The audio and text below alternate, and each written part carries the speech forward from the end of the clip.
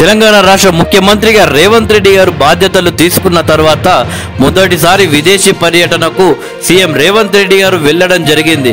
దాదాపు 40,232 కోట్లు తెలంగాణ రాష్ట్రంలో పెట్టుబడులు పెట్టడానికి వివిధ కంపెనీలు ముందుకు వచ్చాయి. ఆంధ్రప్రదేశ్ రాష్ట్రం నుండి తెలంగాణ రాష్ట్రం విభజన తరువాత ఇదే హైయెస్ట్ రికార్డ్ అని చెప్పవచ్చు. సాక్షాత్ సీఎంఏ నేతృత్వం వహించడం ఇదే ఫస్ట్ టైం.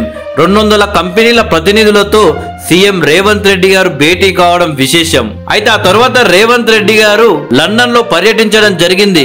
రేవంత్ రెడ్డి గారి కోసం తెలుగు ప్రజలు అందరూ బ్రిటన్ నలువైపుల నుంచి కదలి వచ్చారు. ఒక రాజకీయ నాయకుడికి దాదాపు 3,000 మందికి పైగా లండన్ లో తరలి రావటం అనేది ఒక రికార్డ్. మాస్ లీడర్ అంటే ఏమిటో సీఎం రేవంత్ రెడ్డి గారు తన స్పీచ్ లోనే చూపించేశాడు.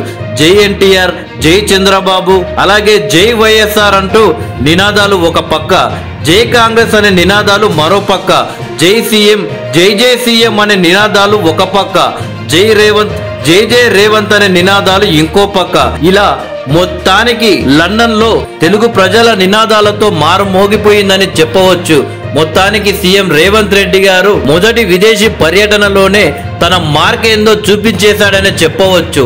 లండన్ లో వేదికపైకి తెలంగాణ రాష్ట్ర ముఖ్యమంత్రి రేవంత్ రెడ్డి గారు అడుగు పెట్టగానే ఎన్ఆర్ఐల అరుపులకు, ఎన్ఆర్ఐల నినాదాలు వింటే ఎవరికైనా గూస్ బంప్స్ రావడం మాత్రం ఖాయమని చెప్పవచ్చు.